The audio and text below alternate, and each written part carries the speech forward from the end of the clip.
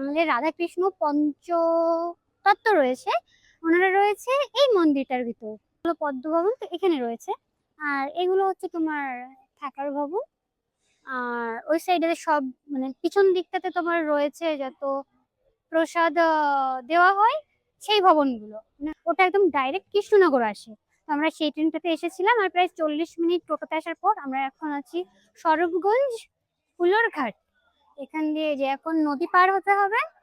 এখান দিয়ে যখন তুমি এই রাস্তার সাইড দিয়ে যাবে তখন প্রচুর গেস্ট হাউস, রেস্টুরেন্ট, হোটেল রয়েছে। মানে কোনো প্রবলেম নেই। তুমি যখন মেন এই যে তোমার গেট তো, আর এখান থেকে একদম সামনে বেরিয়ে তোমার প্রসাদের কুপন পাওয়া যায়। মানে তো আমি এইখান থেকে একটা বই নিয়েছি। দেখতে গেলে টিকিট লাগে। আই থিঙ্ক এর মধ্যে অনেক সুন্দর কোনো কিছু হবে, কেননা মায়াপুরে সবকিছুই সুন্দর। ওকে। তো তোমার এই সাইডটাতে ছিল তোমার চন্দ্রোদয় ভবন, আর ওখান থেকে জাস্ট তুমি বেরালেই তোমার পিছনে আসবে এই রেস্টুরেন্টটা। ওকে, এটা হলো গোবিন্দার ঢাকায়ের টেস্ট। এখন এসেছি এই দাদাটা দোকানে, গোপী ড্রেস নিতে। অলরেডি এই ড্রেসটা নিয়েছি।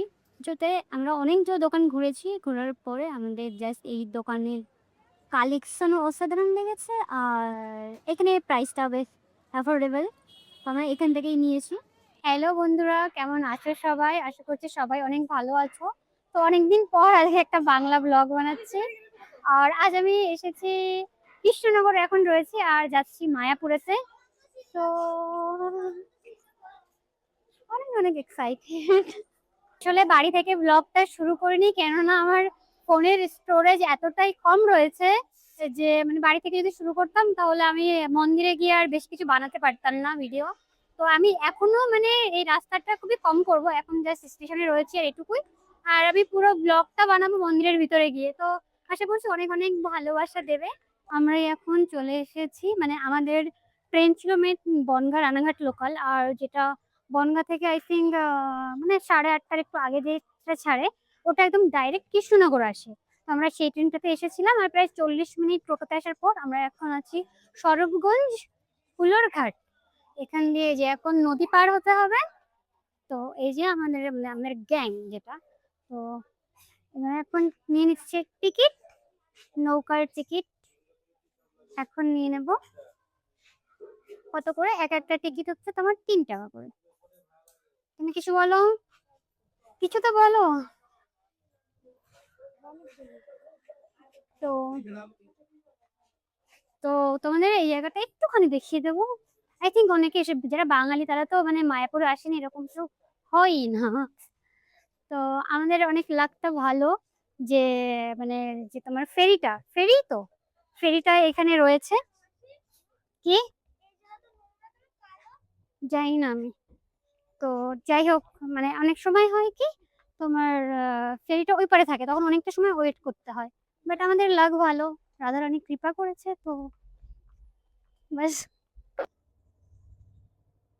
তো গাইজ এখন জাস্ট আমরা পার হচ্ছি তোমার নদী। আমি নদীটার সঠিক নাম জানি না।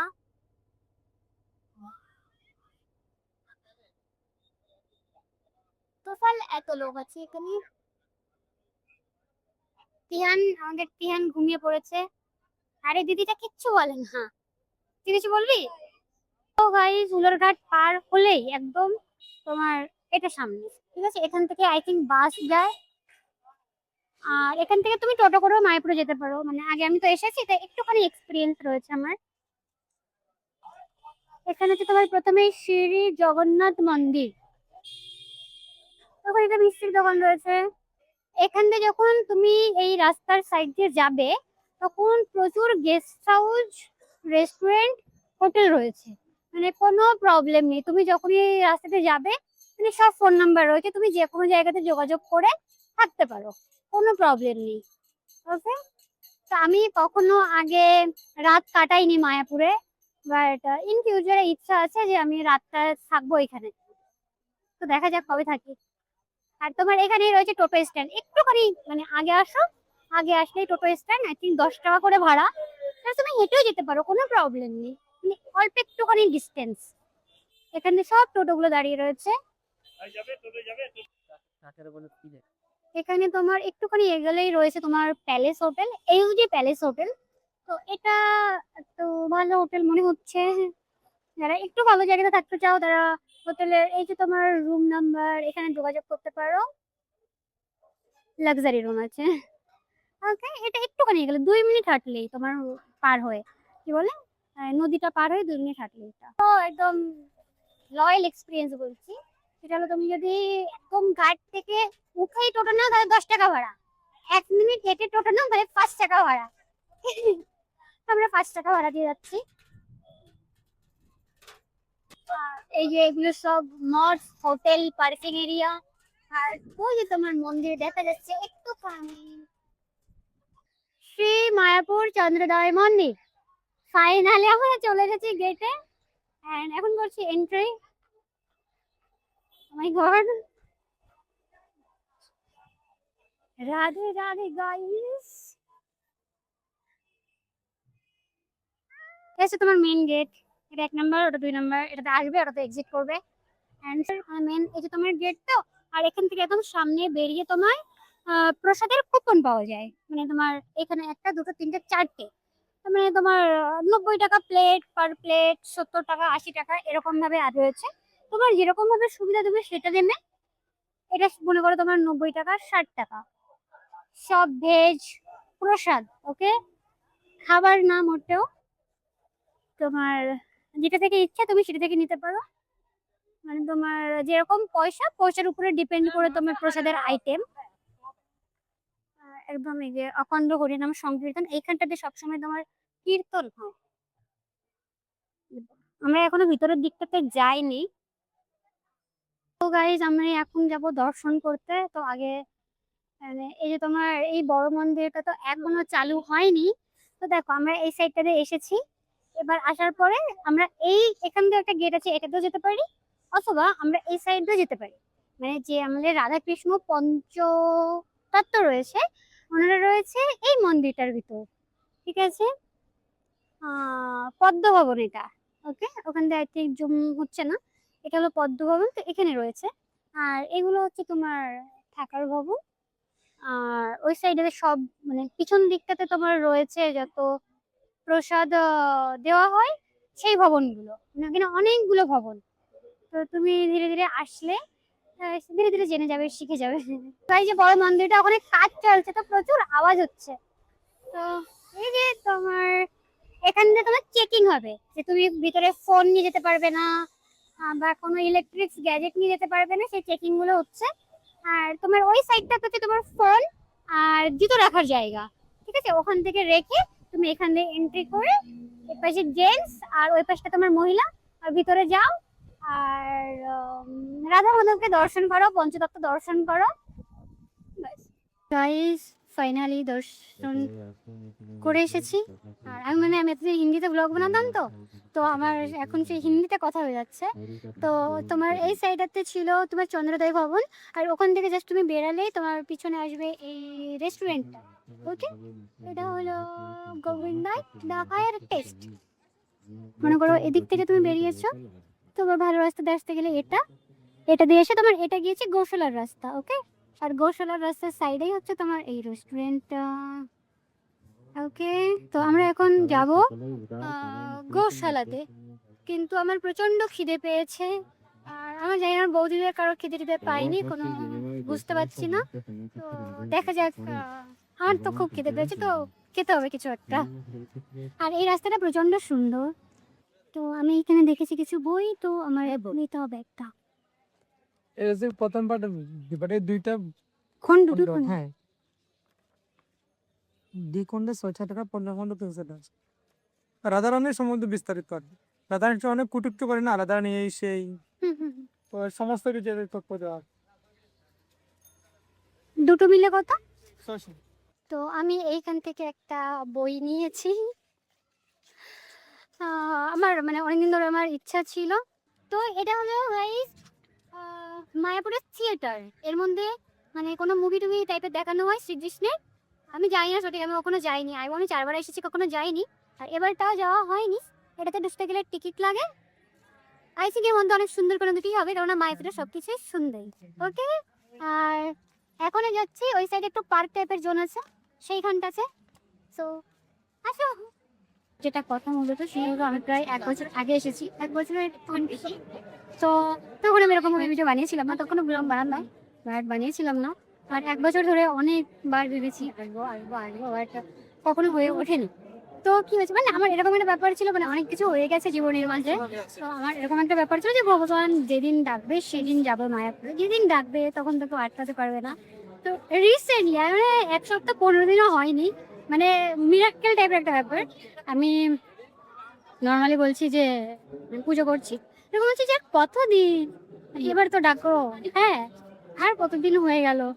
তো আর ১৫ দিনের মধ্যে মানে কিরকম বলছি আর কতদিন? আর এবার তো ডাকো। অনেকদিন হয়ে গেছে দেখিনি। ফাইনালি জাস্ট নরমালি আমার বৌদি বাড়ি থেকে প্ল্যানিং করেছে আর আমি ফাইনালি চলে এসেছি। মানে কোনো প্ল্যানিং কোনো কিছু না। জাস্ট বৌদি জানি না কি মনে হয়েছে যে আসবে আর আমি সাথে চলে এসেছি। আর অনেক সুন্দর দর্শন হয়েছে। আর বৌদিরা অন্য সাইডে বসে রয়েছে। আমি তো মানে কেউ প্রসাদ খায়নি। আমি মোটামুটি পুরো ঘোরা হয়ে গিয়েছে। আর আমরা মানে পিছনের এই যে ভবনটা আছে বা মন্দির বলো, এটাতে যাবো না কারণ আমি আগে প্রচুর গিয়েছি। তো আমি জাস্ট বাইরেটা পুরো কভার করছিলাম আর আমার ফোনে চার্জ শেষ হয়ে গিয়েছিল। তো আমার মানে বৌদিরা সবাই রেস্টুরেন্টে খেতে গিয়েছিল। তো আমি ওখান থেকে গিয়ে খাইনি কারণ আমি ভিতরের ভবন থেকে খেয়েছি। তো আমি ওখান থেকে গিয়ে জাস্ট চার্জ দিয়ে আবার তারপরে এসেছি। আর গাইস সবাই দেখছে বাট কোনো ব্যাপার না। আর এদিকে রয়েছে সব দোকানগুলো জাস্ট তোমাদের একবার তাই দেখাবো। আর তারপরে শেষ করে দেবো। প্রচুর প্রচুর মজা হয়েছে। অনেক মজা হয়েছে আজ। তো আমার বৌদির দিদিভাই একটা গোপী ড্রেস কিনবে। সেই জন্য ওরা ওই সাইডটাতে রয়েছে। আর এই দেখো মানে ওই যে এন্ট্রান্সটা ওই সাইডে চলে আছে তোমার বড় মন্দির। আর পুরো এই সাইড দিয়ে সব এরকম মানে তোমার ড্রেসের দোকান, ব্যাগের দোকান, শোপিস সবকিছু রয়েছে। তুলসী মালা সব এই পুরো এই সাইডটা ধরেই তোমার রয়েছে দোকানগুলো। আর এখানে অনেক ধরনের জিনিস আছে লাইক যেমন তুলসী মালা, সব ঠাকুর, শোপিস অনেক কিছু অনেক। ঠিক আছে। ও আমার এই যে একটা জিনিস পেয়েছি একটা এগুলো লাগবে। আমার একটা এগুলো লাগবে। অ্যাকচুয়ালি আমি মুখেতে চন্দন লাগাই। আমার মানে যখন কাঠচন্দন ইউজ করতাম তখন আমার ফেস অনেকটা ভালো ছিল। বাট এটা আমি যখন ইউপিতে গিয়েছিলাম তখন আমার বৌদি রেখে দিয়েছিল কারণ বৌদির ওখানটাতে ছিল না। তো যাক ফাইনালি আমি পাথরটা পেয়েছি। আমাদের যে মার্কেট ওখানে তোমার পাথরের ছিল না, সিমেন্ট বালির এগুলো ছিল। এগুলো পাথরই তো, বালি উঠবে না তো আমি এখান থেকে নিলে। কিছু মার্বেল পাথর আছে ওগুলো নিলে কি হবে, ওটা তো আরো স্লিপ কাটবে। এই পাথরটাই লাগবে চন্দন। মানে চন্দন কষার জন্য। তো আমি নিয়ে নিয়েছি। ওটা আমার অনেক দিন ধরে দরকার ছিল। আমার মুখে মনে হয় যেন কোনো কিছুই স্যুট করে না। বাট চন্দনটা খুব ভালো স্যুট করে। 500 টাকা করছে অনলাইন। অনলাইনে হবে না। 10 টাকা দিয়ে খুবই কনভার্ট। 10 টাকা খরচ মানে এটা তো 60 টাকা দাম। হ্যাঁ। এই যে আমাদের এখানে গোপী ড্রেস দেখাশোনা চলছে। ওটা ভালো লেগেছে কারো। এই যে গাইস কি যে নেবো সেটাই বুঝতে পারছি না। আমরা আজ এই বিল্ডিং এর ভিতর সরি এই মন্দিরটার ভিতর কেউই যাবো না। তাহলে সবার কষ্ট হয়ে গিয়েছে। তো গাইস আমরা এখন এসেছি এই দাদাটার দোকানে গোপী ড্রেস নিতে। অলরেডি এই ড্রেসটা নিয়েছি।